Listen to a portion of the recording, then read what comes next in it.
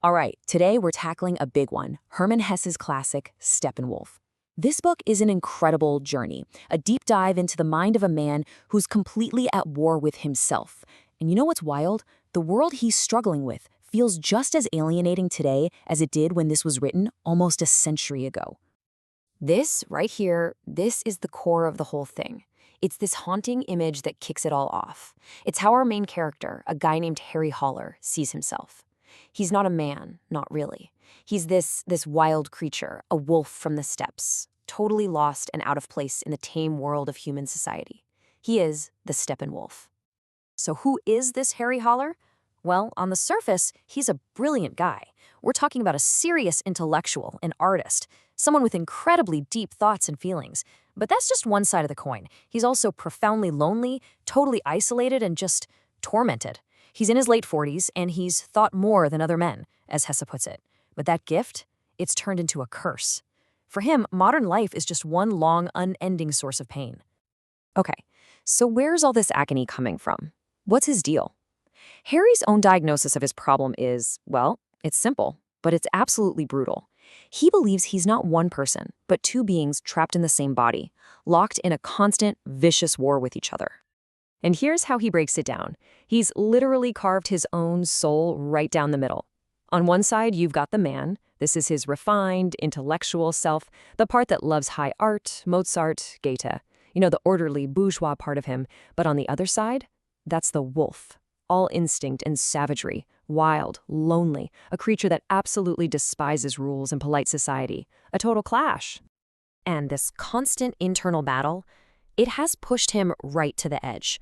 His entire life has become what he calls a suicidal existence. It's not dramatic, it's just this lukewarm, pointless slog, where the idea of, having an accident while shaving is just a casual, everyday thought. It's truly bleak. You see, he feels totally and utterly trapped. He hates what he calls the bourgeois world.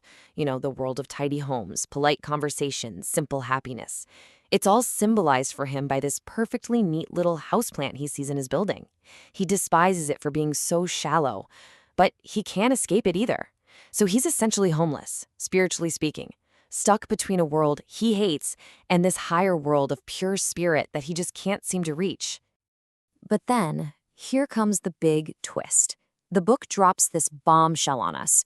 What if Harry's diagnosis is completely wrong? What if he's the one who's got it all backwards? A mysterious little book he finds, the treatise on the Steppenwolf, makes this incredible argument. It says his real prison isn't the wolf or the man. His real prison is this ridiculously simple, two-sided view of himself. He's like a gardener who only sees edible or inedible, completely ignoring the thousands of beautiful different flowers in his own soul. So, just when Harry is at his absolute lowest, something shifts. An unexpected education begins. And get this, his teachers aren't the great thinkers he admires. No, they're the people from the very world he spent his whole life looking down on. He wanders into a dance hall, and that's where he meets Hermine. She's a courtesan, and she sees right through his whole intellectual, miserable act. She doesn't feel sorry for him. Instead, she just hits him with this absolutely piercing question. She gets it immediately. His problem isn't that he thinks or feels too much, it's that he hasn't even bothered to live. So Hermione basically lays out a whole treatment plan for him. It's simple, but for a guy like Harry, it's totally radical. First, the new philosophy. You have to learn to live, not just think. Second, a new skill. And our first command is, he has to learn to dance the foxtrot. Can you imagine? And third, a new perspective. She introduces him to Pablo, a jazz musician who is just the embodiment of pleasure and living in the moment. She's forcing him to engage with everything he's spent decades avoiding, the physical, the fun, the sensual. Now, this whole prescription to live more, it's really just an initiation. It's the first step, because this new education is about to lead him somewhere truly bizarre. A mysterious, surreal place that promises to do more than just treat his problem. It promises to completely tear down and rebuild his entire identity. And then he sees it, an illuminated sign on this mysterious door. And it's an invitation, but also a warning. It hints that to get where he needs to go, he's got to let go of reason. He has to embrace a little bit of madness. So he goes in, right? And inside, he finds this long corridor lined with doors. And each door promises some kind of wild, different experience. I mean, look at these. Jolly hunting, all girls are yours, delightful suicide. This isn't just some fun house. Every single one of these is designed to do one thing: completely shatter his rigid idea of who he is and show him all the infinite possibilities he's been blind to. And who's running this whole crazy place? It's Pablo, the jazz musician. He reveals he's the proprietor, and he explains the whole point of the theater. He tells Harry, look, I can't give you anything that isn't already inside you. I can't show you any pictures except the ones in your own soul. So the theater isn't about becoming someone new. It's about discovering the countless people you already are. This leads to one of the most powerful moments in the whole book. Pablo makes Harry look at himself in a giant mirror and laugh at his own reflection. And when he does, the mirror doesn't break into two pieces, man and wolf. It shatters into thousands of little pieces. And in each one, there's a different Harry. Young Harry, old Harry, serious Harry, a funny one. It's the ultimate proof. He was never just two things. He is a multitude. So after going through this absolutely chaotic journey through himself, Harry gets his final lesson. And believe me, it's a challenging one.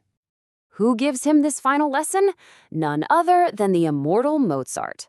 But hold on, this isn't the serious, stuffy genius Harry has on his records. Not at all. This Mozart is playful, he's laughing, and he basically sees the entire universe as one big cosmic comedy. And he tells Harry straight up, your biggest mistake, my friend, is taking everything so damn seriously. And to really drive the point home, Mozart does something brilliant. He plays this gorgeous piece of music by Handel, but he plays it through a terrible, crackly, static-filled radio. And he says, see? That's life.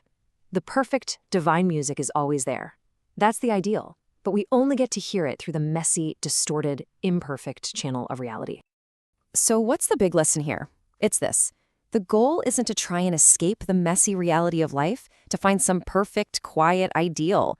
No way. The real goal is to learn how to hear the beautiful music through all the static, to find the divine right there in the middle of the chaos. And maybe most important of all, to learn to laugh at the ridiculous, distorted, absurd mess of it all. And really, that's the question the book leaves us with. It's a challenging thought, isn't it? Because the journey of the Steppenwolf, in the end, it's not just about some fictional guy named Harry Haller. It's about us. It's about the thousands of different selves living inside every single one of us. And it's about that difficult, maybe lifelong lesson of learning not to fight the chaos of life, but to get up and dance with it.